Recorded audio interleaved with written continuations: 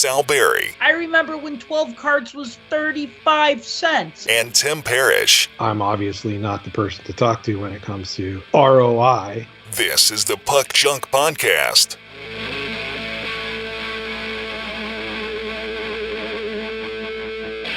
Hello and welcome to the Puck Junk Hockey Podcast. I'm Sal Berry and with me is Tim Parish. And today we're going to talk about the 2022-23 O-Pee-Chee Hockey card set. We're also going to talk about the 22-23 Upper Deck Series 2 checklist that just dropped. And then we're also going to talk about the big announcement that Upper Deck made late last week, in that they're going to be changing the configuration of their Upper Deck Series 1, Series 2, and Extended Series cards starting in 23-24. And if you haven't heard, this is actually pretty big news in the hockey card collecting community because it's changing the status quo. And you know how much collectors like change, Tim. You know, we love change. We love it so much that we fear it. Just when you thought you were just dancing along to the rhythm of life, you realize you're completely tone deaf and have two left feet. And that's coming from a musician. That's right. So change is bad. Just kidding. Sometimes it's necessary. Other times it's suspect. And we'll get to that. So last week we talked about James Reimer and how he chose not to participate in the warm-ups when the San Jose Sharks had their Pride Night because he didn't want to wear the Pride Night warm-up jersey. And that happened earlier this year with Flyers defenseman Ivan Provorov. And now it seems to be happening not even once a month or once every other month, but it seems like every time we turn around, this has become another topic of discussion, or the discussion continues. So recently we had Mark and Eric Stahl of the Florida Panthers who said they were not going to participate in the Panthers Pride Night during the warm-ups and wear the special jerseys that they wear for the 20 minutes, and then they're auctioned off for charity. And then the Chicago Blackhawks said, hold our beer, because we're just not going to have any players wear the Pride Night jerseys on Pride Night, which otherwise they had like certain like decorations and stuff up in the atrium at the United Center. They have like this atrium area where you can kind of mingle and mull around before the game. They were still all in on this Pride Night, but they just weren't going to have the players wear the jerseys. And that is because 3 of their players are Russian and they're concerned for their safety. No offense to Anton Khudobin, but calling him a Blackhawk player, I almost feel like we have to put an asterisk next to it. Like, yeah, he's a player for like the rest of the season, and he's gonna be on a different team by July 1. Thing is, you know, in Provorov's case, obviously he talked about the religious side of it. Yeah. And then you had the Wild completely cancel theirs, but they still did all the events. Right. Everything except the jerseys. You had the Rangers cancel theirs secretly, not tell anybody they were canceling it, but still do all the events, just not do the jerseys. And now you have the Blackhawks, you know, still doing the events and the things, just not the jerseys. It seems to be that the jersey and the stick tape thing is, no pun intended, the sticking point to this, because they're still doing the events. They're still doing the bringing people in and having them go out on the ice and doing all that kind of stuff. It's just the jersey thing seems to be the sticking point. And this is going to keep coming up, and it's going to just get beaten to death until everybody's completely sick of it, because that's where we're at. It's no longer about the event. It's no longer about whether they should or shouldn't wear the jerseys. It's about what controversy can we dredge up because of it, and which player can we target so we can make a story out of it. I feel like that is what it has become. So it's lost its meaning. You know, what it was set out to do and what it was designed to do, it's losing its meaning because it's drawing attention from the event and what it's supposed to be about. And it's putting that focus on individual players and whatever their opinions are. And who is the Sabres player now? Ilya Lyubushkin. So now he's not participating, or did not participate in the Sabres warm-up. Yeah, now Lyubushkin didn't go to the, you know, I'm Russian Orthodox, or I'm Christian, or I'm this, or I'm that, like some of the other players have. He basically just said, look, I don't feel comfortable with this, essentially based off of the fact that he's Russian and there's kind of a deeper connection there between, Putin's laws that were passed back in December that were, anti what LGBTQ. yeah, but I mean they essentially called it non-traditional sexual relations rather than put a tag on it. Any propaganda that's used, media, advertising, movies, social media, whatever it is, to promote that or to support it or whatever is technically illegal according to that law. Now, how much reach he has outside of Russia and outside of, his own realm, that's really not the question. The question is, here's a person that they could do it, but in their own mind, they don't feel safe doing it. Do we call him a liar and say he's just making up crap and it's not true? I mean, I don't know how you can, because you don't know what he's thinking. You don't know what's going through his head. I mean, these could be legitimate fears. It could be BS, but it also could be a legitimate fear. You're talking about a guy that spends 3 months out of the year in Russia, so something could happen if he went back there. Do you remember when Artemi Panarin went AWOL for a while? Yeah.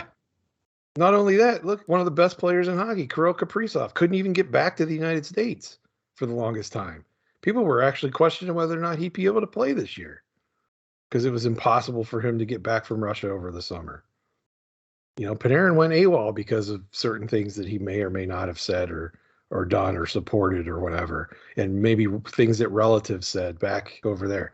Look, have we seen other Pride nights? Absolutely. We've seen other Russian players wear them. I mean, just the other night, Bob wore one in Florida, the same night that the Stalls refused to. When the Penguins held their Pride night back in December, Malkin had a jersey on. He was out there skating.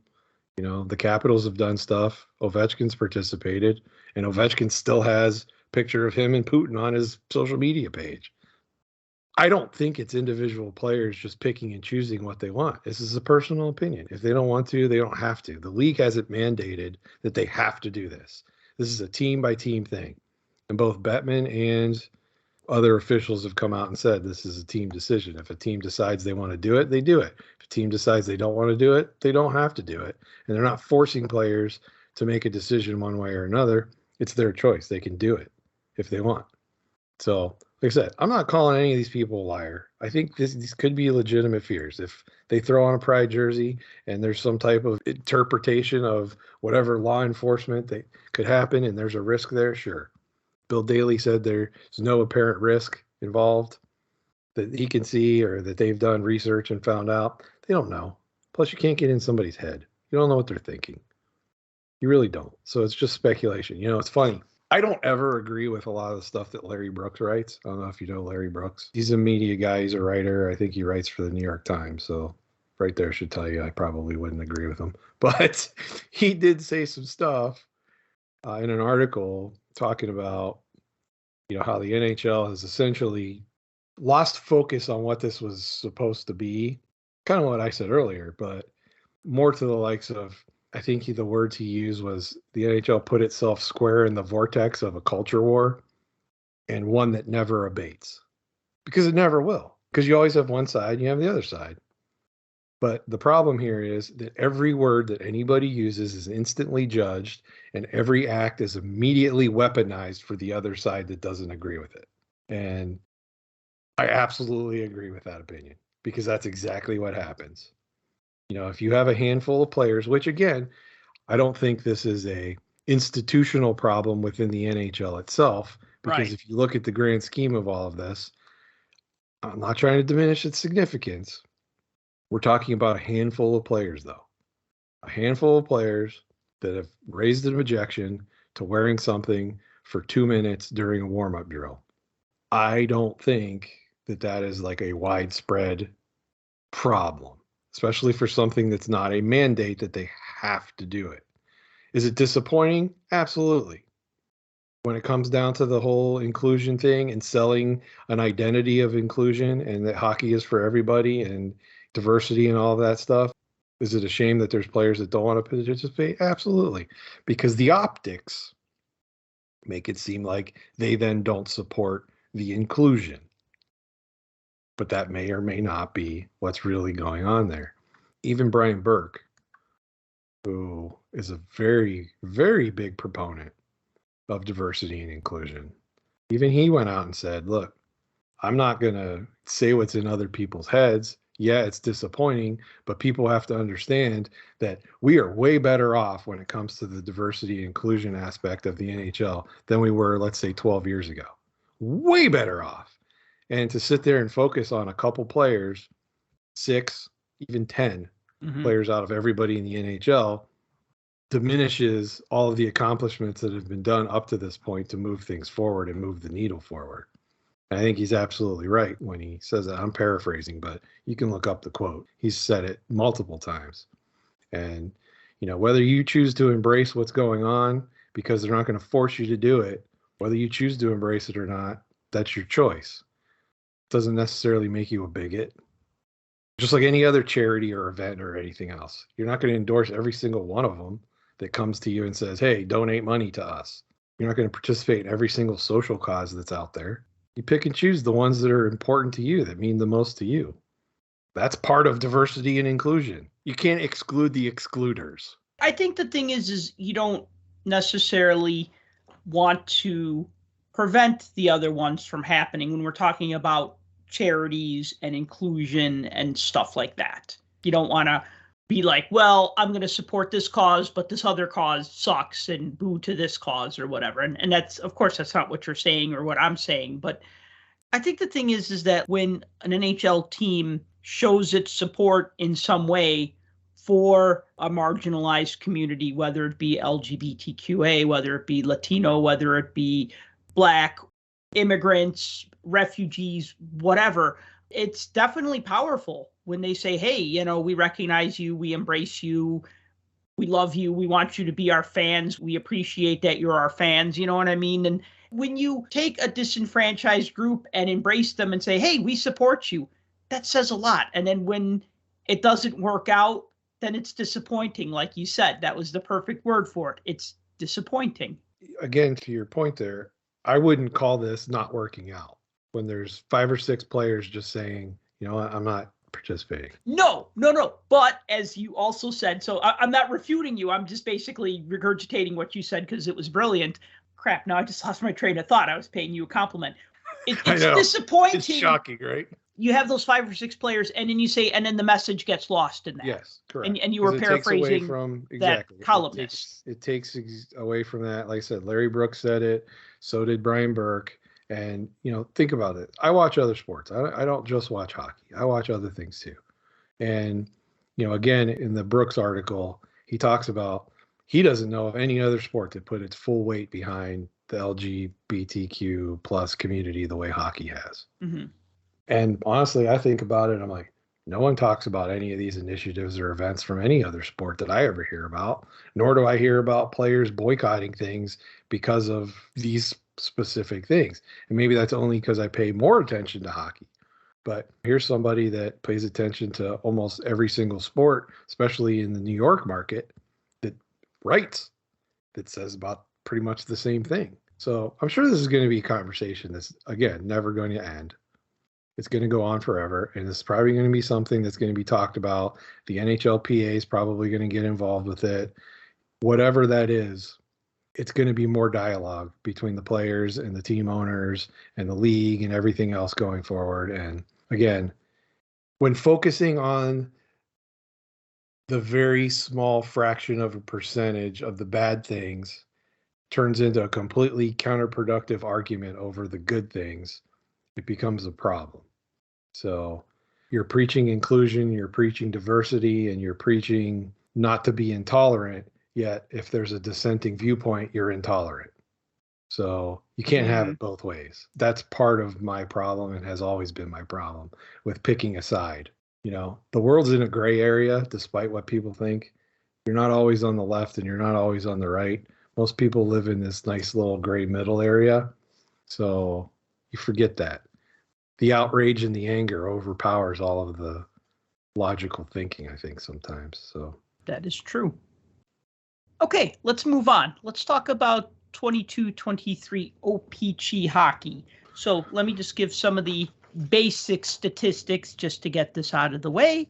It's O-Pee-Chee. It's all basic. Well, but I mean, Yeah, it's pretty much been unchanged over the past however many years. 22-23 O-Pee-Chee Hockey cards released March 1st of 2023. It's about $60 a box for a hobby box. You get 18 packs, you get 10 cards per pack, so that's 180 cards. You get 124 base cards. You get 18 short prints, which are either marquee rookies or all-stars.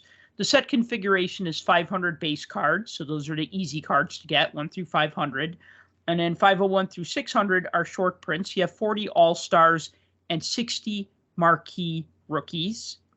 Strangely enough, there's no checklist for the all-stars or marquee rookies. It's just 40 all-stars, 60 marquee rookies. No short print checklist this time. And then parallels, oh yes, there's lots of parallels because deck gonna deck with all the parallels. So you got the yellow borders, which are actually exclusive to blasters. You got blue borders, red borders, neon pink borders, red borders, and printing plates. And then with the marquee rookies, they also added rainbow foil black, rainbow foil green, rainbow foil gold, which are 1/1s.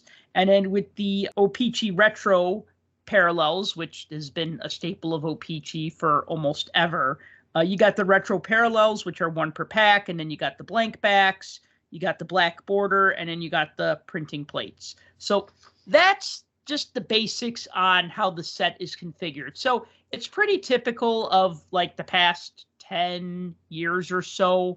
I know there was one year where they had like 700 cards, and they even had like some cards that they had like 2 card number 713s. Some were like hobby exclusive, some were retail exclusive. That was a real messy set to try to collect.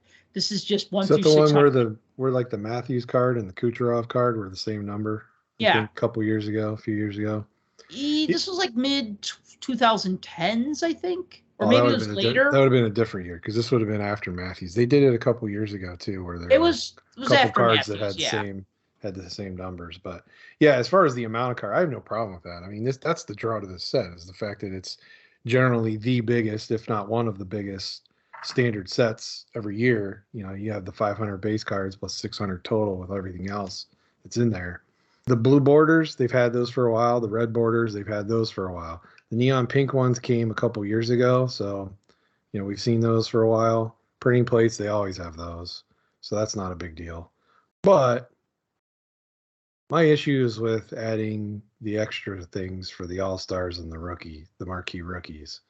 Rainbow foil, I generally don't have a problem with because that was always a staple of O-Pee-Chee. Rainbow foils used to be in almost every release, and then they went away for like a minute. Then they came back. Now they're numbered out of 350. We don't need another numbered parallel in this. There's no reason for that. It's a low-end product. It's a base product. Black rainbow foils out of 100, those were always the numbered rainbow foil that was out there. But now you added the green foil out of 33 and the gold foil 1/1s. There's no need for that. That's for a different product. That's not for O-Pee-Chee. Sure, player collectors are going to like it. Maybe team collectors might like it. But it's a lot of other fluff that's not needed in a set like this.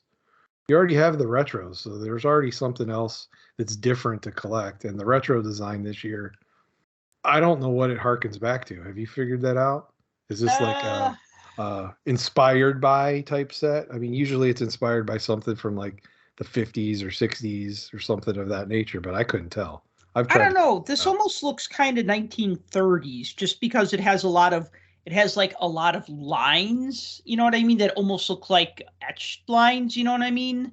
Yeah. Like circles and lines and swirls. And I think of like those 1930s era hockey cards where you had like a player that was cut out and then you might have had like a pattern behind it. Kind of like the SP Authentic before SP Authentic, you know, like here's a player cut out in front of patterns. Well, and that's what I was trying to figure out because most of them look like, from what I saw, it's like a player cut out and superimposed over like a starburst behind them, like rays of sunshine flying out from location. Like the player is got some type of deity thing going on. Like that wood carving of the sun with like the face, you know what I mean? Like that sort of pattern is kind of like what it reminds me of. I tried to figure it out. I couldn't figure out what that was. Yeah, I mean, Upper Deck got in trouble when in 08-09 they used the 7980 Topps design, Topps and O-Pee-Chee design for its 0809 O-Pee-Chee retro set. It had the blue borders. Think the Gretzky rookie year. That was the set that they basically based the design on. I mean, they just straight Not up. only did the fronts look like it, the backs look like it too, with the skate. They just straight up used the design, and then they got in trouble with Topps, and they settled out of court on that. That was around the time Upper Deck was getting hammered with lawsuits because they got hammered by, they got sued by Topps for using their hockey design. They got sued by Major League Baseball because they were releasing cards even though their license had expired. And they got sued by Konami for reprinting rare Yu-Gi-Oh cards. So I mean, that was not a good time for Upper Deck. Like, everybody was suing Upper Deck at that time for something, it seemed. But it was too bad because it was cool for them to use the old Topps designs, but Topps was basically like, hey, that's our IP. You can't use it. You can't use our old card designs. If you had design IP, I think you would probably protect that to the ends of the earth too. Well, I mean, we talked about how iconic that set is, 7980. Sure. And so, yeah. Anyway, so looking at the design of this set, though, the actual base card design, I'm going to say just up front, I really like this year's O-Pee-Chee design. It's clean. It's simple. It's worthy of the name O-Pee-Chee. Again, you kind of have like that starburst pattern filling the otherwise white borders, which just keep the cards from being dull. If they didn't have that little pattern, so they got like basically the player photo is surrounded by a frame, but it's kind of like a frame with like beveled edges and stuff. So it's interesting. And then outside of the frame, it has like that sunburst pattern or lines or diagonal lines, whatever you want to call it. And they don't make the O-Pee-Chee logo obnoxiously big. I want it to be a little bit smaller because I feel like it just fills a little bit too much of that bottom area, but it looks nice. I really like this design. It fits the pattern of the design on the front for sure. Yeah. My only concern was when I first saw this was looking at the base cards, the card stock seemed to be the higher quality card stock rather than the old school stuff that had the dull backs. Yep, and I love it. I love it. I love it. I love it. Bright white cardstock on the back, black ink. You can actually read these cards. They're not printed on that brown paper bag cardstock. See, I like that. That's like old school. I like that. No, but see, the thing is that it's worse than old school. Well, it's worse than old school because we're getting old and we can't read the fine print anymore. No, but even like, okay, Topps used gray cardstock. O-Pee-Chee used kind of an off-white cardstock. So the O-Pee-Chee cards were always a little more legible.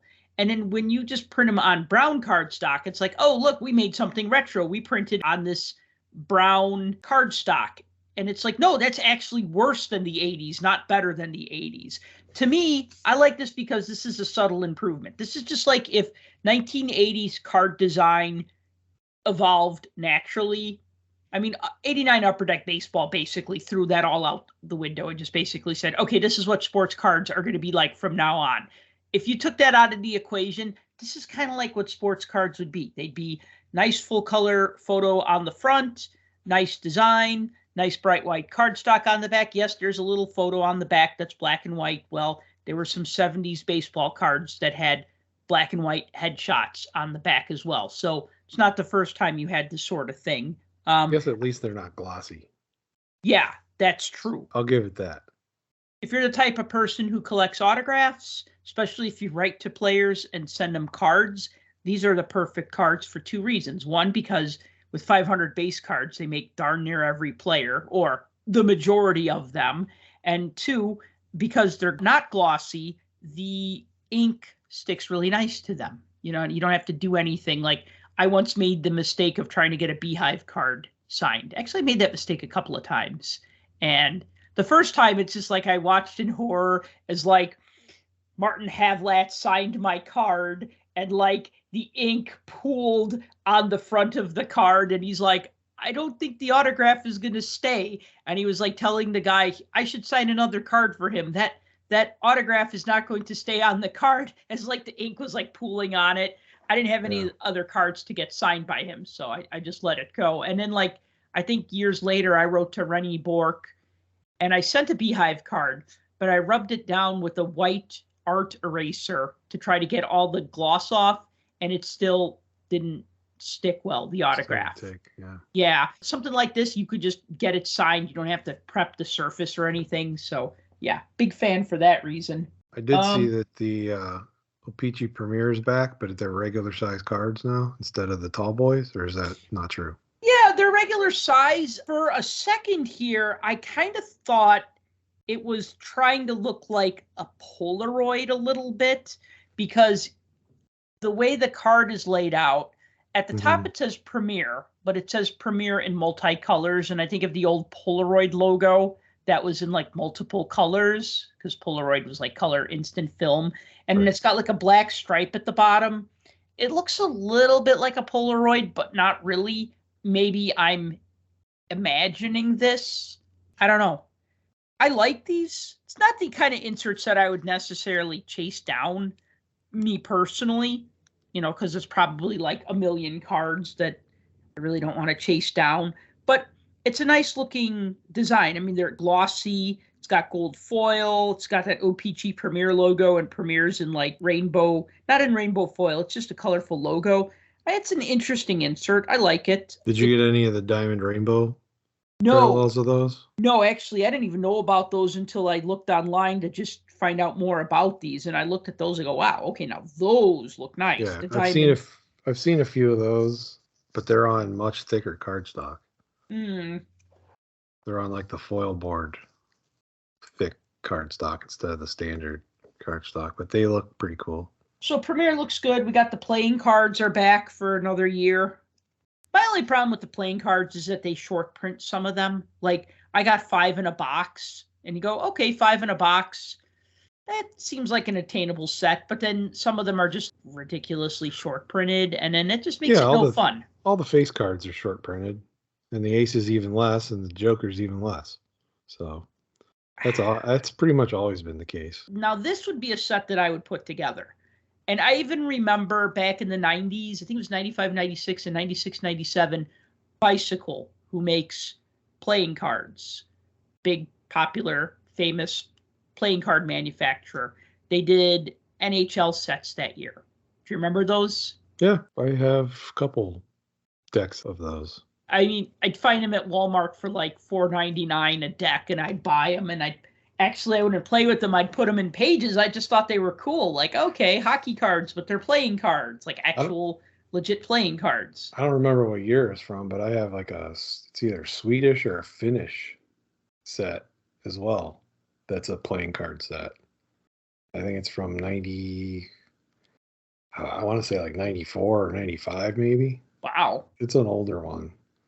But yeah, it's like a La Liga set or one of those. I don't know if it's the Finnish league or Swedish league. I can't remember, but I know it's not in English. That's for sure. Mm-hmm. It's all European players. So I like the base card design.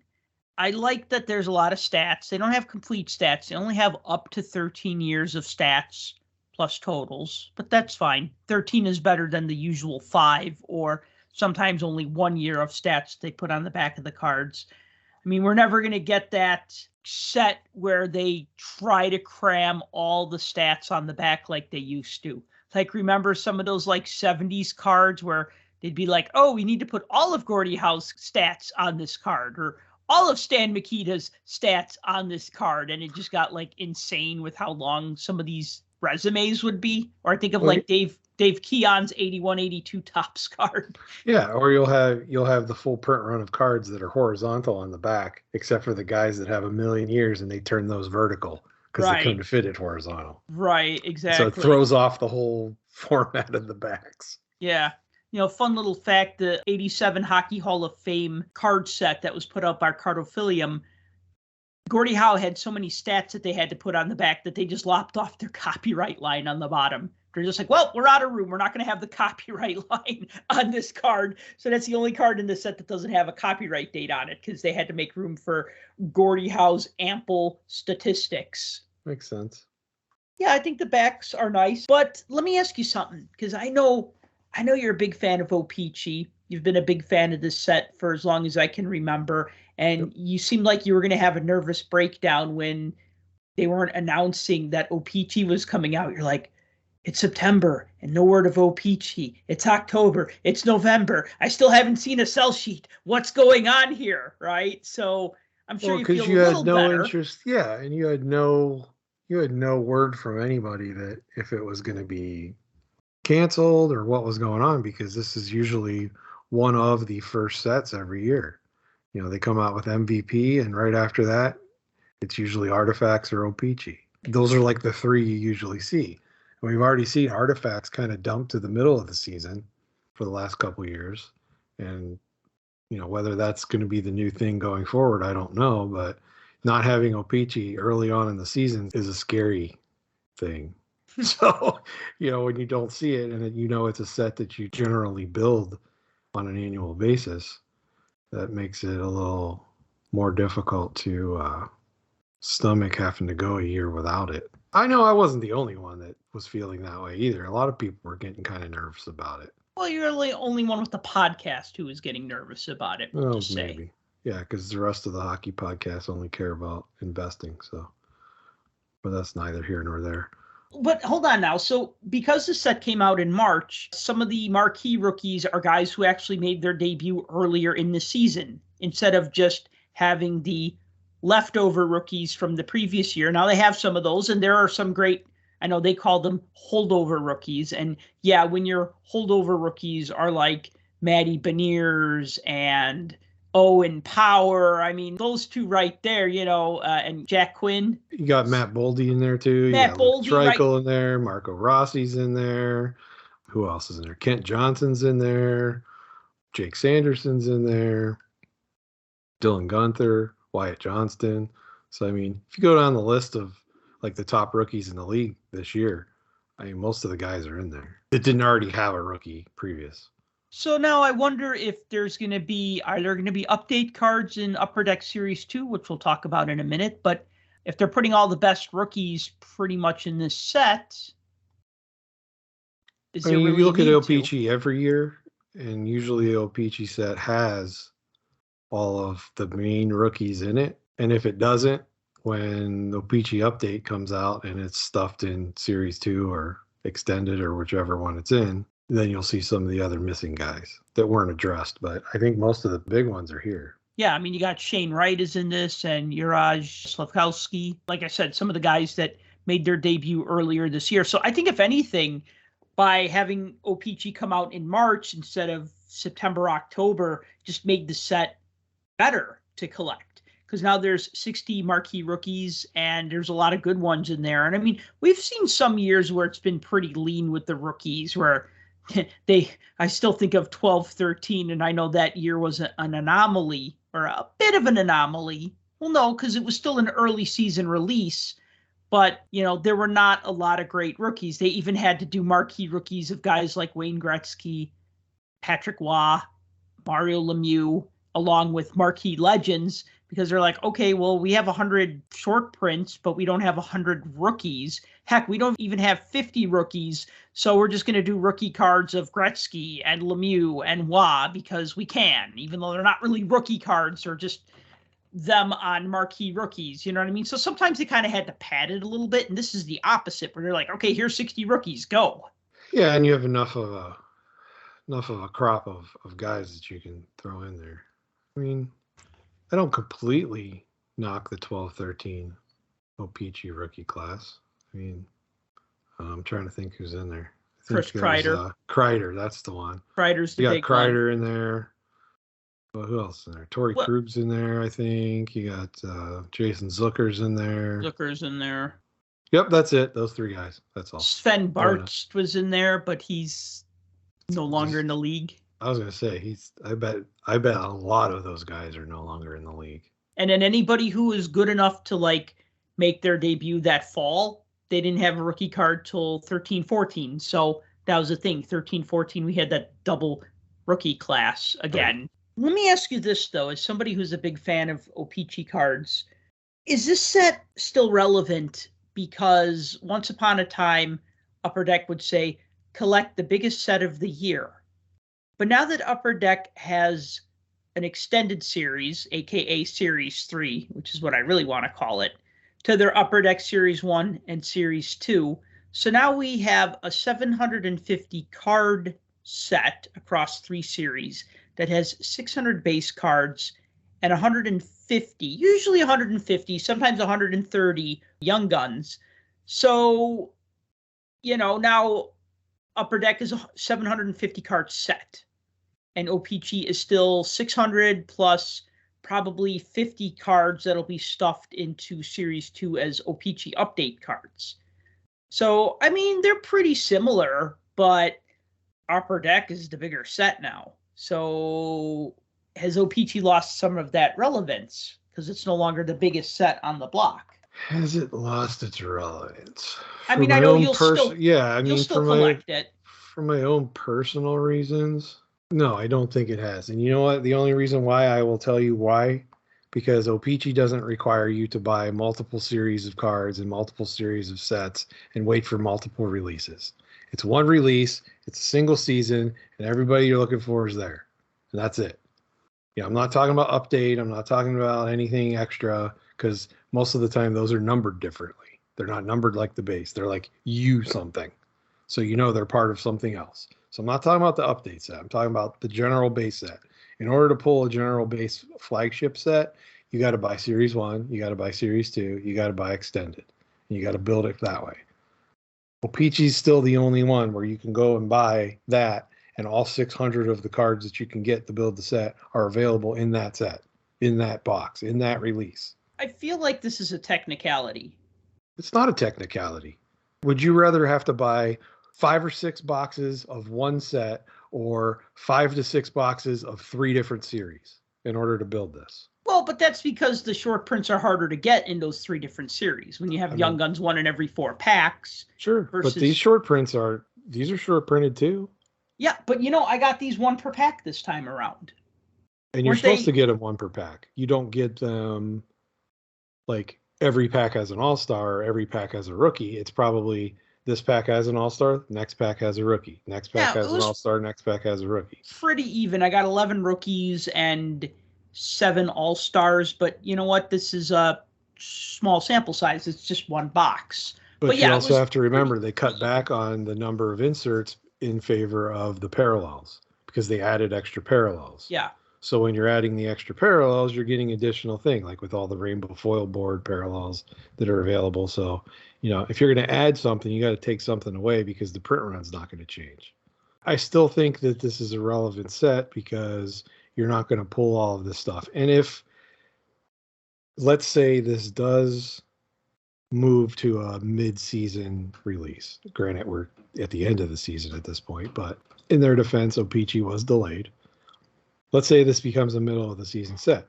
Well, here, right smack dab in the middle of the season, you have an opportunity to get a whole bunch of rookies that may not have Young Guns yet.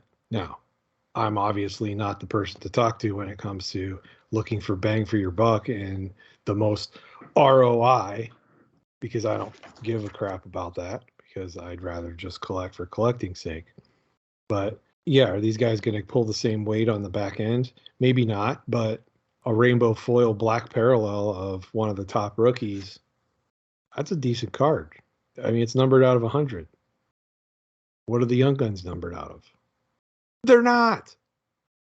So here you can get a black foil rainbow parallel of a marquee rookie numbered out of 100 or numbered out of 350 or numbered out of 33, or even if you pull the 1 of 1.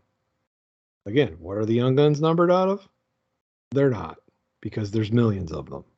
So there is some scarcity to some of this. This is something we always talk about, how we're constantly perplexed on how collectors, maybe we say collectors with finger quotes, maybe not, but how collectors just have this general malaise towards anything that's not a Young Gun or a Future Watch Auto. Or an RPA from the Cup or something. Right. I think I brought up this example before, but somebody said, hey, I'm looking for a Kaprizov rookie. I was selling at a show. And I'm like, oh, I got this Kaprizov rookie. It's numbered out of $399 or something. I forget what it is. I've told this story before. So in a prior podcast, I got all my details correct. But the point is that I had a numbered rookie of this player. He's like, oh, I wanted the young gun. I go, oh, okay. Well, this one's only numbered out of, $399 or $499 or whatever. There's less than 500 of them. And, so you say, oh, it's numbered to 100, but it's a marquee rookie. Oh, yeah, well, that's not worth anything, and it's just like funny. Those people I don't have time for. But from a collecting standpoint, they're not our competition either. No, absolutely not. You know what I mean? Because you say, hey, I really want to get one of these, whatever. Now I'm thinking about like, I kind of like this pink bordered card. I mean, it's obnoxious, but I got a pink bordered Rupe Hintz card that's numbered out of 75. And now I'm thinking, it'd be kind of fun to get Patrick Kane in the different parallels because he's a player that I player collect. So now I'm thinking, well, it's a base card and it's short printed and it's serial numbered or this or that or the other thing. But the guys who are looking to flip cards, they're not really thinking of numbered base cards that much, depending who it is and how numbered it is and how special the card is, then yeah, they'll go for it. But yeah, we don't have to compete with those collectors. Did you notice or have you found any yet? Because I haven't looked. Any Easter eggs in there? Like photo variations, black and whites, different jerseys, anything like that? I don't think I got any photo variations, but you know what? I didn't look too hard at every single card that I pulled. Upper Deck's pretty good for that every year. Throw that kind of stuff out there. They have photo variations that are from warm-ups, and I think it's interesting because the one that they show a picture of is of Matt Boldy in a Pride Night jersey with the Minnesota Wild logo, and it's got the rainbow designed on it. And I'm thinking, you know what? This is what Upper Deck could do. Hear me out on this. They could do a Pride Night inserts where the photos are of the players wearing the Pride jerseys, and then for the borders, they do them in rainbow foil. I think that would be a huge seller. I think it would, just because it would be eye-catching, because we all love rainbow foil. People like photo variants. I think that would be really cool. Upper Deck, if you're listening, please, you can use that idea. You have my permission. Not that it's ultimately original. Well, if they really want to make it make sense, if they could do it as a set, like a box set, and maybe include, some type of parallel or whatever in the box set, and the proceeds of it go to whatever group or charity or something like that. Oh, that's a great idea. I love that. The other thing too is like, then it gives guys like us an excuse to buy 3 or 4 sets and be like, but it's for charity. Although I make fun of people who say that. They'll be like, oh, I spent $3,000 on this auction for this sports thing that I didn't need because I have a lot of money. But then they'll always add real quick, but it was for charity. And it's like, dude, if you want the thing, just buy the thing. If you want to brag that you have a lot of money, I can't stop you. But they always have to like brag that they have a lot of money. I spent $9,000 on this thing for my man cave. And then they're like, but it was for charity, right? It's like, dude, you don't have to justify it to me. Well, it's the same thing when my kids were growing up, and whatever thing they were in, they were selling whatever for Christmas or fundraiser stuff. Mm-hmm. It's like, do I want to buy a 8-ounce bag of popcorn for $14? No, because I could buy like 50 of them for that price. But will I? Yes. But you keep the popcorn and I'll just give you the $14. How about that? Wow, for popcorn. And I went to a friend's house and his daughter had Girl Scout cookies, and I wanted to be like the cool friend, like, oh yeah, I'll buy some of your Girl Scout cookies, because me and your dad, we went to college and we're cool, blah, blah, blah. And like, I think they're $5 a box, which ain't bad, but I still remember them being like $4 a box, and now they're like $5 a box. And I'm like, that's a lot for like 15 cookies. I mean, you can get like a bag of Oreos or like 30 cookies and it's like $4. I mean, I'll pay $6, $7. I'll pay $8 for a box of Thin Mints. I don't care. That's my jam right there when it comes Thin to Mints Girl are Scout gross. cookies. Thin Mints are for people who can't decide if they want to eat chocolate or chew a piece of gum. So they have a Thin Mint, and that scratches both itches at the same time. Well, I'm sorry you're wrong, but that's okay. There's nothing better than tossing a box of Thin Mints in the freezer and just eating them by the sleeve, frozen. Oh, they're so good. Okay, well, a sleeve is 1 serving, right? As far as I know, a box was a serving size, but I mean, I could be wrong. I'm not that good of a reader. So Serving size, 1 box. yeah, there was a comedian, Brian Regan, used to have that as part of his set. He's talking about Fig Newtons, how he loved Fig Newtons, but he's like, "Did you ever look on the container? Serving size is 2 cookies." It's like, who eats 2 Newtons? Like, oh, I couldn't possibly eat another Fig Newton. No, you eat them by the sleeve, and you just, unwrap them and just gnaw the whole thing down. Yeah, That's how I am with Thin Mints. 2 cookies is just getting started. That's just warming up. 2 cookies, that's enough. Like with a Thin Mint, the 2 cookies, that's enough to stick to the roof of my mouth, and I have to eat like 5 more to get it off. Right, yeah. So. Hey, so getting back to the colored parallel thing. So, one thing I kind of came across my mind is I'm looking at my different parallels here, and I look at the red border, and I look at the pink border, and I look at the blue border. How many of each did you get in your box? You only opened 1 box, right? Yeah, I opened 1 box, so here's what I got in 1 box.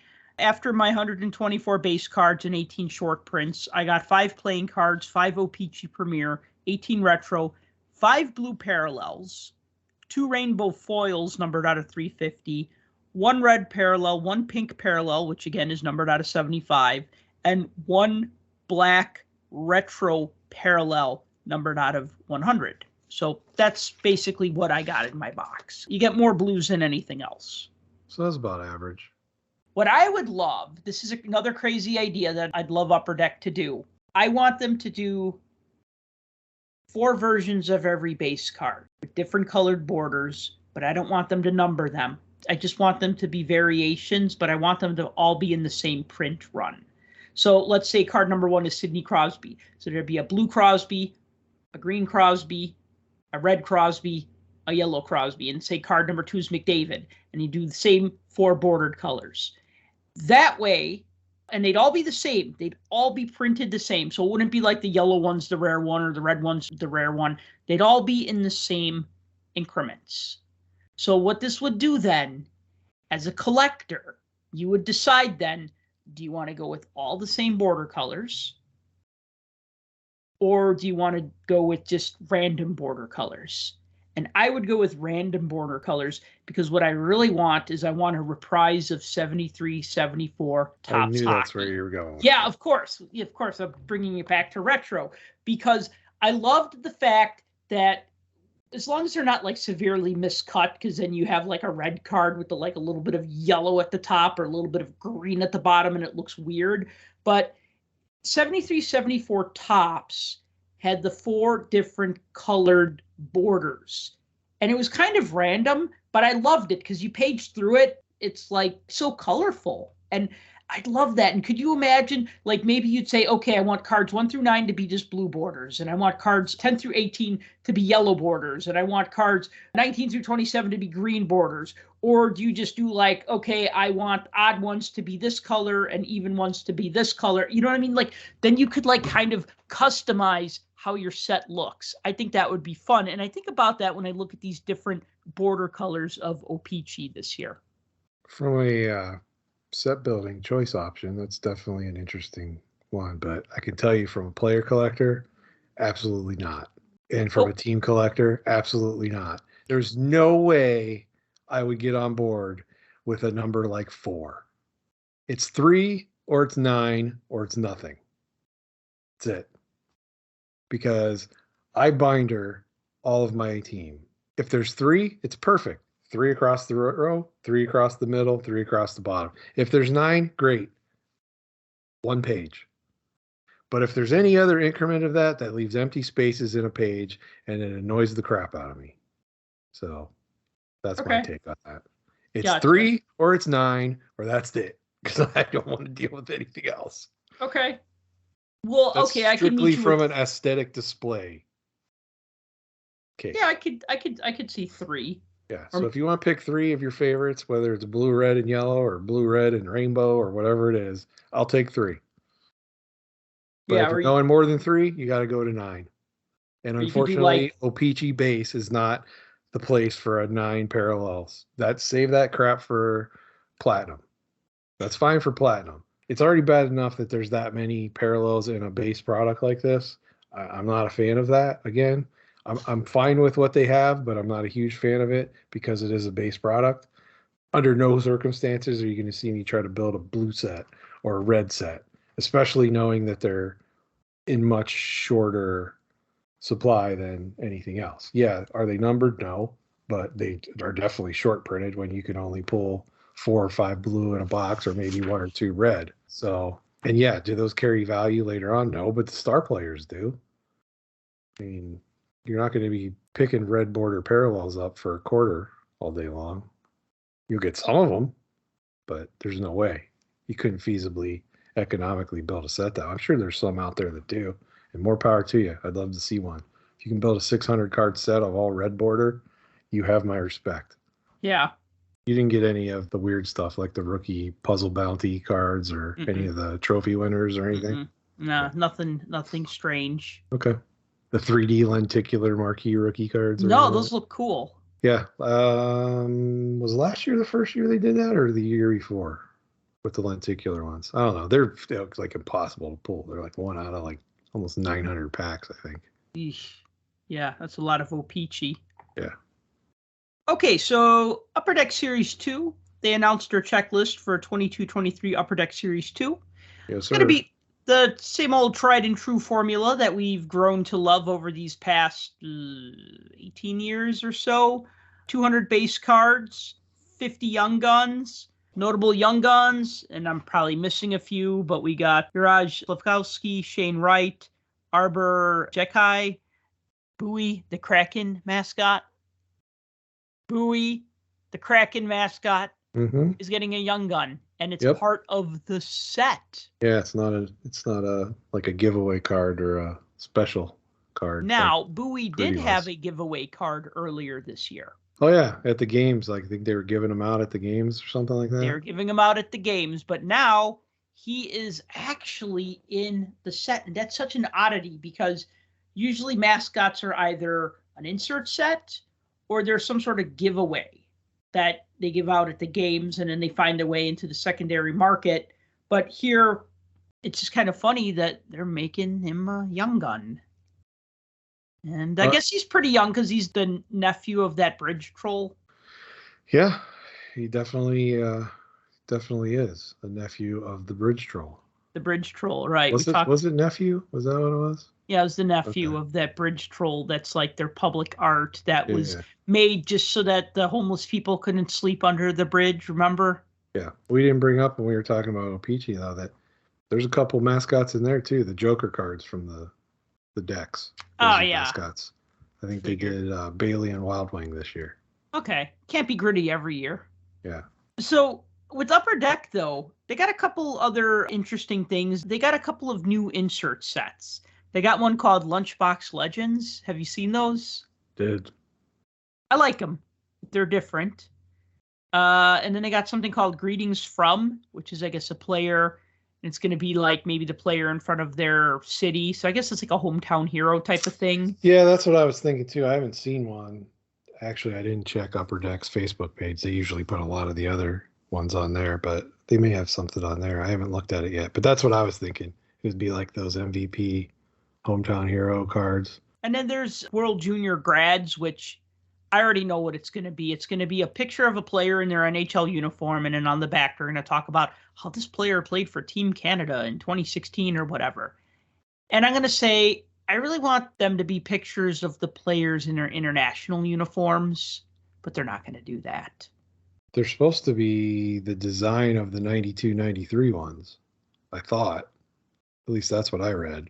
I haven't seen any pictures of it yet, but I'm just saying, like, yeah, I haven't either. If you're going to give us a card of Sidney Crosby in a set called World Junior Grads, I want it to be a picture of him playing for Team Canada at 16 or 17, not a picture of him at 35 with the Penguins with just a bio on the back that says, oh, yeah, he played for Team Canada when he was a kid in the junior championships. It's like, yes, we know that, right? Like, I want those unusual or little often seen photos, you know what I mean? That early history. That's something I love about hockey cards, especially when you do like a retro or throwback kind of theme, because they're called grads. So obviously they previously played, so that means there has to be photos of them with whatever team. You remember the set I was talking about, right? From 92-93? It had like that part of a globe with the latitude and longitude lines on it. and it said World Junior Grads, and it was like gold foil stamped across the bottom. And then it had like a black border at the top with the player name, and then on the back it said World Junior Grads and what class they were in. Oh, okay. So like class of 1990, like the Yager one, and it said what country he played for, and then a little write-up about him. But you're right. All the pictures were them in the NHL uniforms. Yeah. None of them were of their international. Let's talk about Lunchbox Legends. I like that set. It's fun. It looks like the players on a lunchbox. I kind of wish, again, this is me just wishing if wishes were fishes, right? Because the one that they show is Trevor Zegras. He's like on a lunchbox, and he's got like this very loud background behind him. And I'm like, I wish he was illustrated as well as the background, if that makes sense. Like, it's pretty cool. You wanted him to be cartoony looking? Kind of. I don't know. Maybe not. I guess it's okay. It's cool, though. I like it. I recently bought a lunchbox. It was actually not really a lunchbox. It was a scale replica of a lunchbox. It was a Hallmark ornament of an Empire Strikes Back lunchbox. This is when I was in North Carolina visiting Jim Howard. He's big into comic books. So like one day we hit a bunch of card shops and comic shops, and they had this Empire Strikes Back lunchbox, but it was a Hallmark keepsake ornament. And I looked at that and I'm like, how much is that? And the guy's like, you can have it for $10. I'm like, sold. I'm like, I had that lunchbox as a kid, and it got destroyed somehow. I don't remember how. And then my mom replaced it with an Indiana Jones lunchbox, which I still have. And so I have my little Empire Strikes Back replica lunchbox next to my Indiana Jones lunchbox on my windowsill in my kitchen. And I just thought, oh, that's cool. You know what I mean? Like, it's just something fun and something different and kind of trippy, kind of like those what were those MVP inserts with like the graffiti backgrounds? Freestyle, right, exactly. Or like the portraits from 2021 with like the weird lasery kind of 90s backgrounds. When I saw the mock-up on this one, the background, first thing that popped in my head was the Great Space Coaster for some reason. I'm not sure why. And not Yellow Submarine? No, I thought Space Coaster at first, and then I was like staring at the card, and first thing I thought was, I hope this is die cut. But then I was looking at it more. I'm like, there's no way it could be die cut because I don't know how they could cut out the little handle part. That wouldn't. I don't think that would work, and there'd be all sorts of quality control issues with that. So then I was staring at it longer, and then I'm like, this actually sort of reminds me also of 1, 2, 3, 4, 5, 6, 7, 8, 9, 10, 11, 12. Remember that from Sesame Street and Electric Company? Yeah. Uh-huh. Yeah. So that kind of reminded me of that. Yeah. So, well, it's either that or just whoever designed it was on acid, one or the other. Well, but don't worry, folks, because there will also be the inserts that you're probably getting tired of, like Dazzlers. I'm not tired of Dazzlers, but some of you might be. Honor Roll. The Honor Roll and the Dazzlers look exactly the same, I think. And because it's just a continuation of what they did in Series 1. But now there's going to be like more parallels of Honor Roll. Yeah. Yeah, like we needed fan more. of that. I am intrigued by the highlighters. Don't know about those. They're acetate, and they're a hit. They're considered a hit in the box. And that's one of the things about these boxes is they have a hit. So it's either like a clear-cut parallel, one of these highlighters, a rookie materials card, or something else. And I'm not sure what the something else's are, but I know the highlighters are considered one of the hits. And there's 5 different colors, and they are highlighter colors, but they're acetate. So they're going to have like that bright yellow or bright pink or whatever? Yeah, the mock-up I saw was of Austin Matthews, and it's green. It's the green highlighter, which is my favorite highlighter. I use green more than I use yellow. Interesting. They're also bringing back Calder Candidates, which was last used in 92-93 Upper Deck as an insert set. Wonder why. 92, 93. 30 years. Oh, yeah, 30 years, huh? Go figure. Going to start doing that Topps baseball thing where Topps is always celebrating. It's always the 20th, 25th, 30th, 35th anniversary of like That's what happens 85. When you run out of ideas and you have to start recycling. Yeah, but they only recycle between 85 and 1990. It seems like it sometimes. I mean, how many times have we seen that wood grain 87 Topps baseball border used on a modern baseball card set? I mean, it's arguably one of the most popular design sets of all time. It's definitely Also, most recognizable. That's for one sure. of the most overproduced sets of all time. Oh, of course it is. Of course it is. Okay, let's talk about the bomb that was dropped on us last week by Upper Deck. The announcement that 23-24 Upper Deck Series 1, Series 2, and Extended Series is going to have a new configuration. So let me just summarize here. We are used to a hobby box of Upper Deck having 24 packs. We're used to those 24 packs having 8 cards. Now, in past history, blaster box packs had less cards or sometimes more cards, depending. But we're just talking about hobby, just to keep this consistent. So we're used to our 24 packs. We're used to our 8 cards per pack. And we're used to our 6 Young Guns per box. 1 Young Gun every 4 packs. Well, now what Upper Deck is going to do is instead of 24 packs, there's going to be 12 packs per box. But instead of 8 cards, there's going to be 12 cards per pack. So now we're getting 144 cards per box instead of 192 cards per box. Because we have less packs, but the packs are going to have more cards per pack, but the box is going to be less cards overall. You're going to get 1 Young Gun in every other pack. So you're still going to get 6 in a box, but now you're going to get 1 in every other pack. Remember, there's only 12 packs.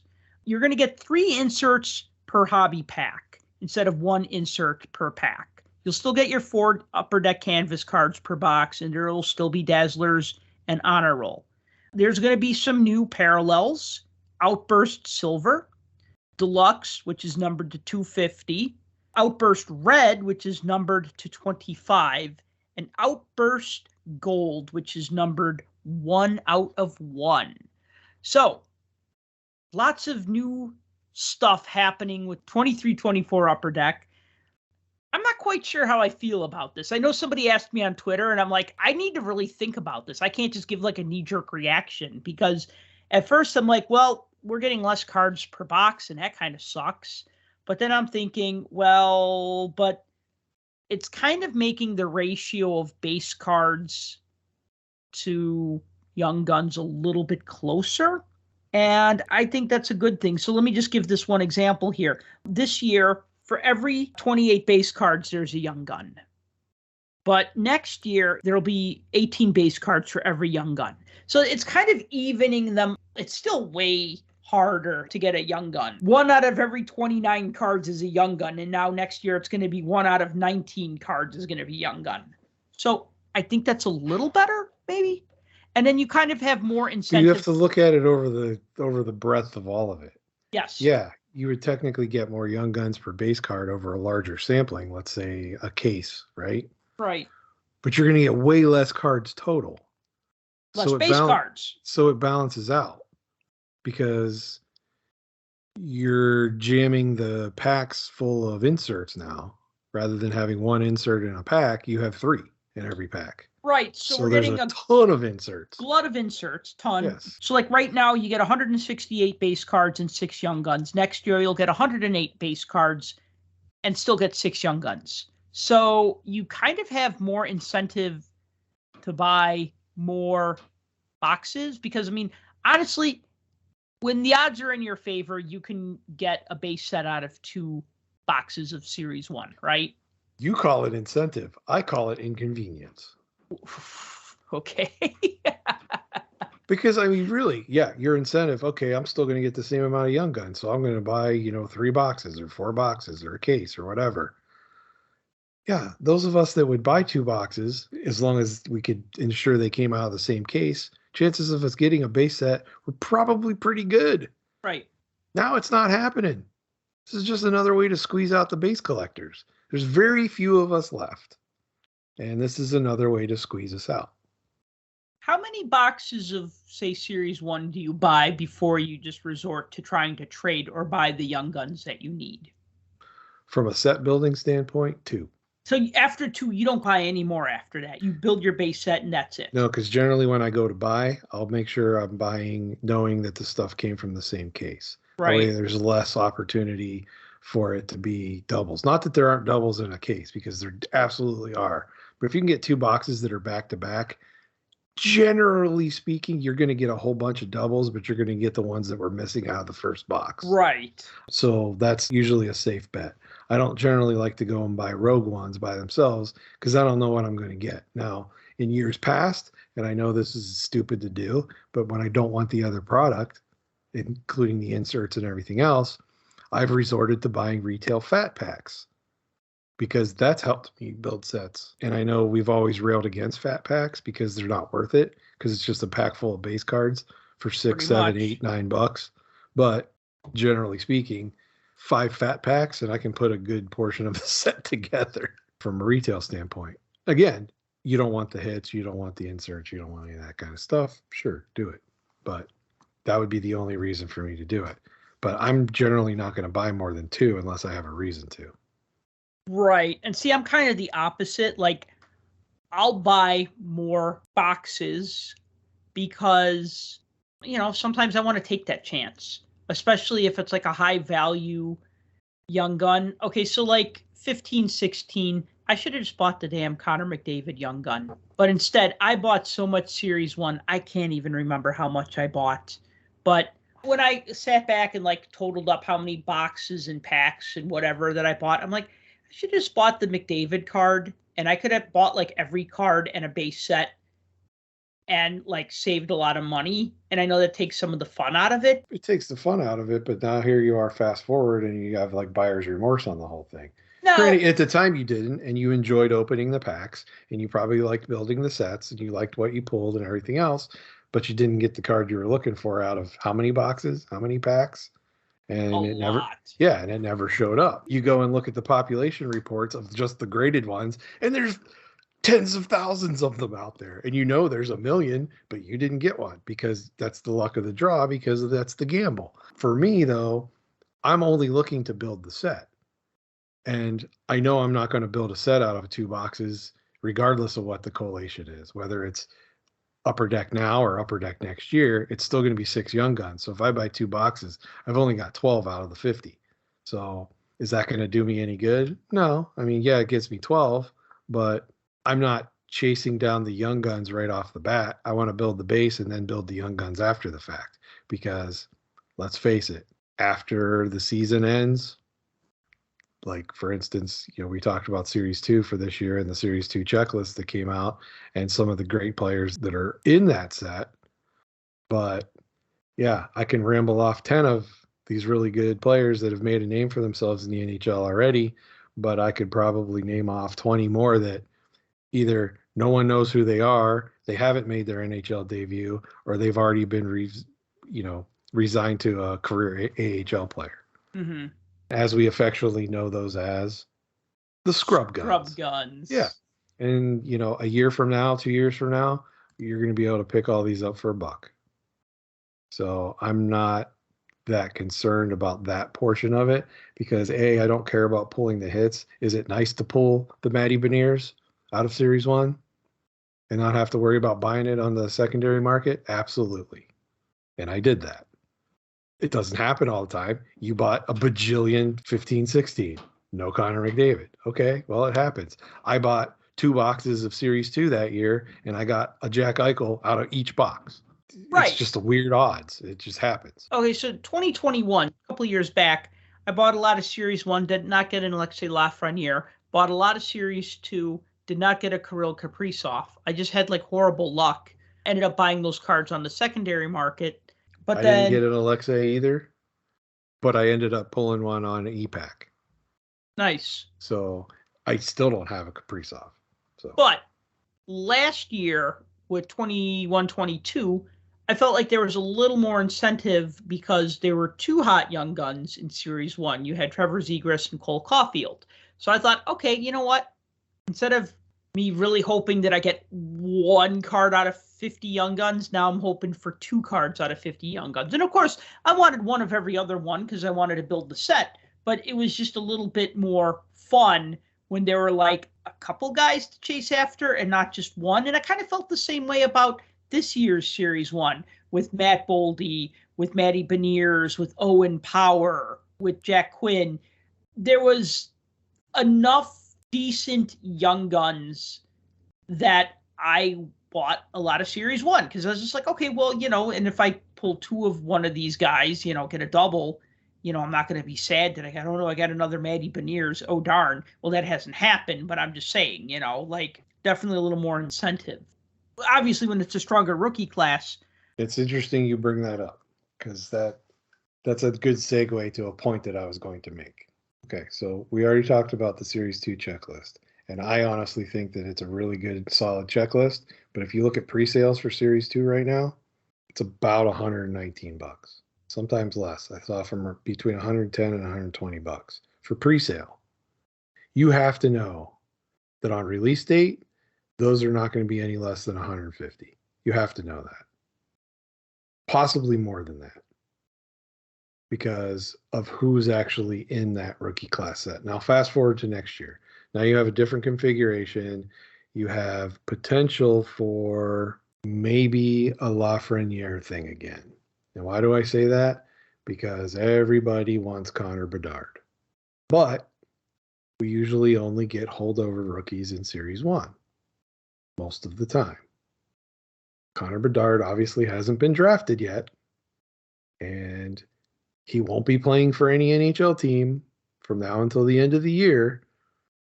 So therefore, in order to get him in a Series 1 set, they would have to get another waiver like they did for Lafreniere in order to put him in there. Can they? I don't know.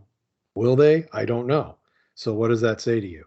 Bedard will be in Series 2. I don't know that for sure. Debuts in October. Maybe.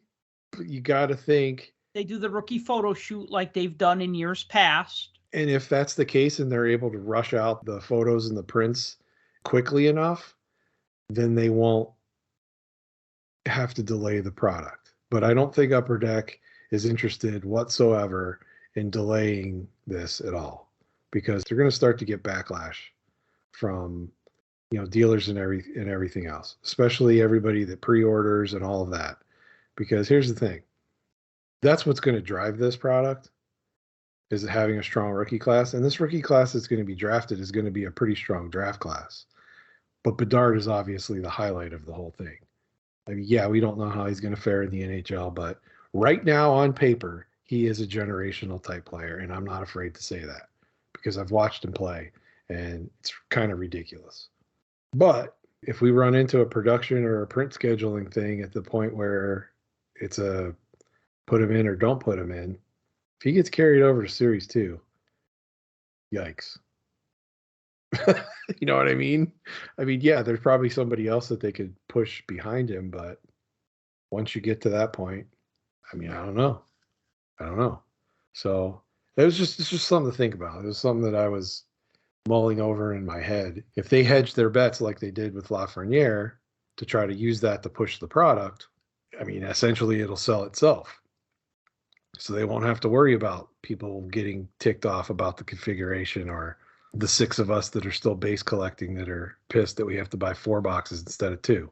They don't care about us anyway, let alone the 2% of us that are on social media become vocal about it.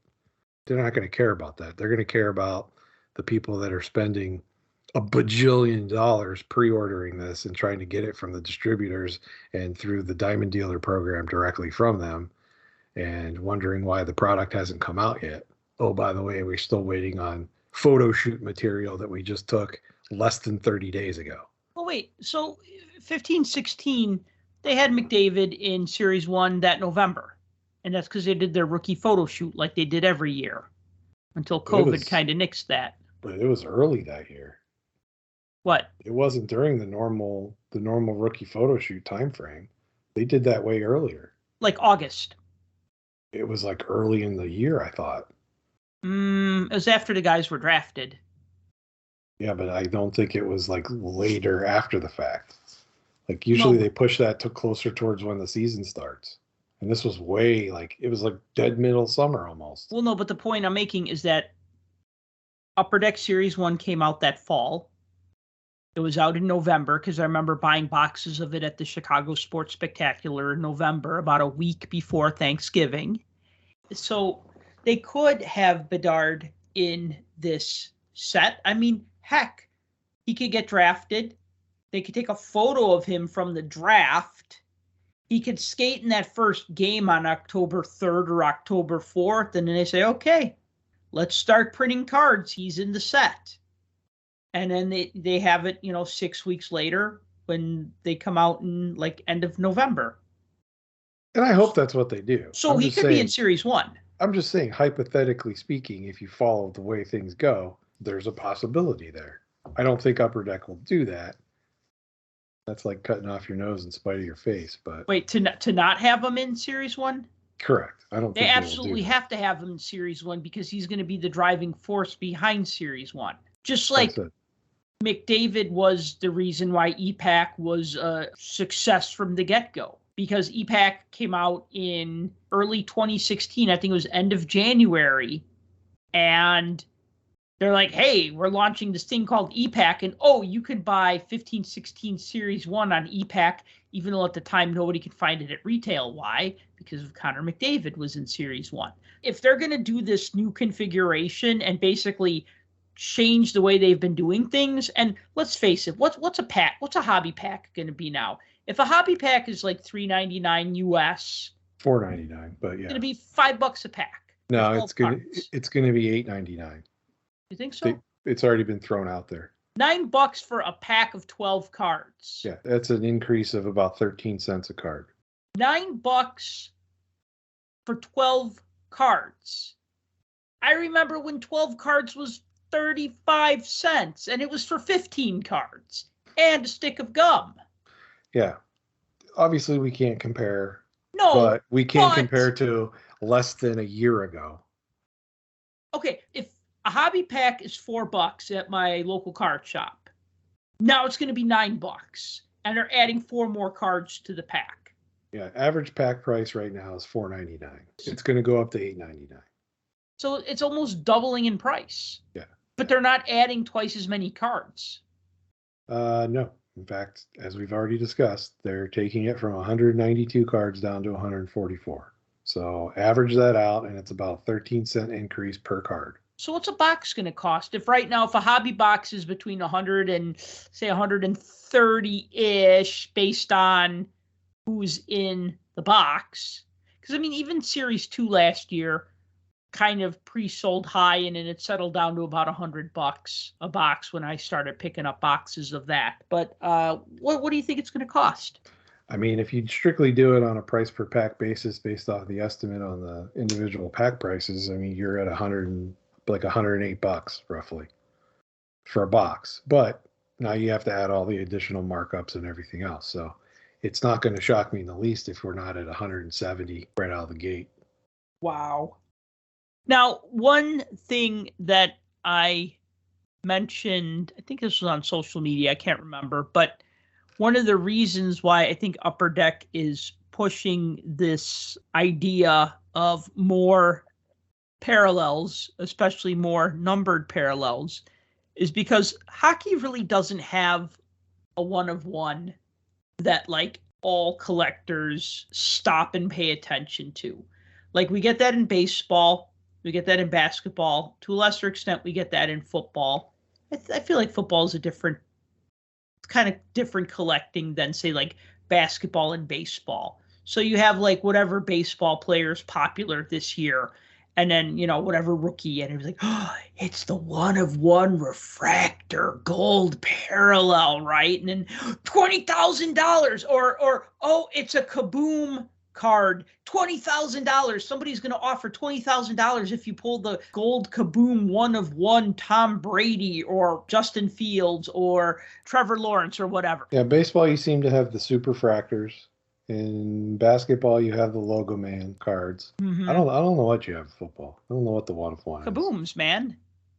Are those ones though? I thought those were like out of 10. But still, what I'm saying though is that like you don't really have that in hockey.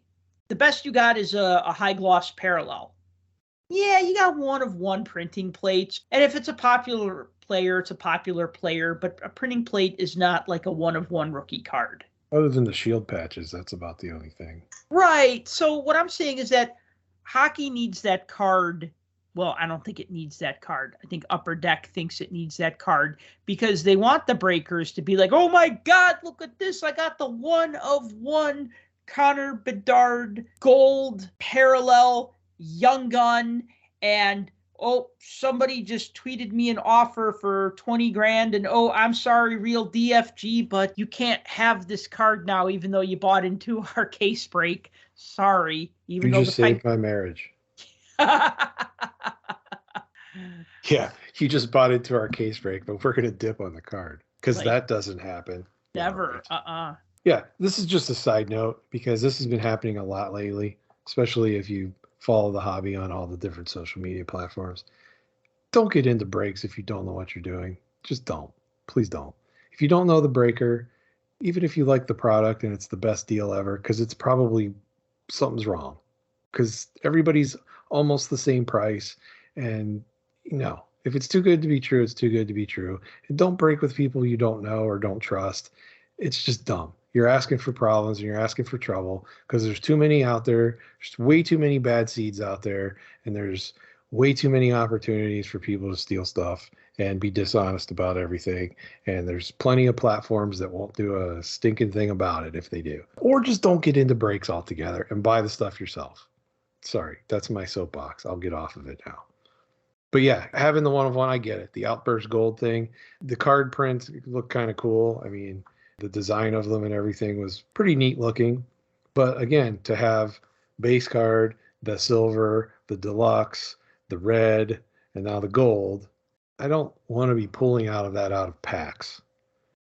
I guess it's because I've already been programmed that all the parallels are on, for the most part, other than the high gloss, are pretty much shoved onto e-pack. And that requires some effort unless you buy them secondhand. But, you have to collect so many and you have to meld them into the other things and get the silver and then get the silvers and meld them into the golds or meld them into the spectrums or the speckled rainbows or whatever it is. It takes some work and takes some effort and try to do that. I don't want to have all these in packs necessarily, but there's nothing you can do. They've already done it. So we have these 4 new base parallels, 3 of which are serial numbered. The one-of-ones. Yeah, I don't diminish anything you said on that. People are going to be clamoring for these because that will be it. The Young Guns are already it. This will be it. Because that's going to be what people want. I mean, that's going to be the card that goes for 5 figures. And that's the thing is that Upper Here's Deck what's going to tick people off, though, because they did announce that this is going to be found across all product. These new configurations, these new parallels across all product. Does the all product mean e-pack as well? Because e-pack is technically product. And if that does mean that, if somebody pulls the top rookies as one-of-ones out of e-pack and not out of actual box product, just imagine the vitriol we're going to hear about that. Yeah, because then what's your incentive to go to your card shop and buy a box from them when you could just buy it on e-pack and have the odds of getting something like that? Well, yeah. And, let's say old boy is in Series 1. Like we think he has to be. And let's say his one-of-one card is pulled from e-pack. And it's posted out there. I mean, there's no incentive for anybody that's hit chasing to go after anything. Now, of course, e-pack stuff comes way later. So the chances of that happening are probably slim to none. But again, if it's a configuration over all product lines, if e-pack is included in the product line, then there has to be some reserved for the e-pack. Well, I don't think they're going to do this with retail packs. There are probably going to be less inserts per retail pack. Probably not 3, but 2 maybe. Because you get less inserts in retail packs anyway. Other than Young Guns, you still get the same amount of Young Guns, just the other stuff like Dazzlers and Canvas and stuff like that you get less of. Yeah, I mean, if they cut some of it out and not involve it in the retail product, but I would think they would probably still make that available, just it's going to be a much higher thing. Like if a one-of-one shows up every 3 cases of hobby, it may show up one out of every 4,000 packs of retail or something ridiculous Right. like that. So we'd be remiss if we did not at least mention the portraits cards and how absolutely over the top ridiculous they look. I haven't seen them yet. Oh my good Lord. Oh jeez. They put the Connor McDavid card, and I'm still trying to figure out if it was a joke or not, as to whether or not it was actually what they're going to look like, or if this is just some kind of thing. But essentially, it's a picture of Connor McDavid's head superimposed over a king sitting on a throne. Oh, wow. Yeah, that's horrible. So if that's what the portraits look like, I don't even know what to say. But on Wow. Upper Deck's press release about everything, and on their little sell sheets, they have it on there. And the Dazzlers, again, sort of look the same. They showed those. They have the pop counts. Those are back. Population count cards. They do have special edition. So Upper Deck special edition, those inserts, they brought those back. And there's a few new inserts in there, too. So 200 by 85, I thought that was interesting. Supposed to highlight the 200-foot players of the game. So, and they have like Superstar Surge and Star Zone or something like that. But yeah, I thought that portrait one, that was something. That was something. Okay, let's wrap it up then, because this podcast has been something, I'll say. So thank you for listening to the Puck Junk Hockey Podcast. As always, if you've enjoyed the show, please be sure to like and subscribe. Please be sure to follow us on social media. Tim is at TheRealDFG. I'm at Puck Junk. And until next time, collect what you like. For more hockey goodness, follow us on Twitter at Puck Junk.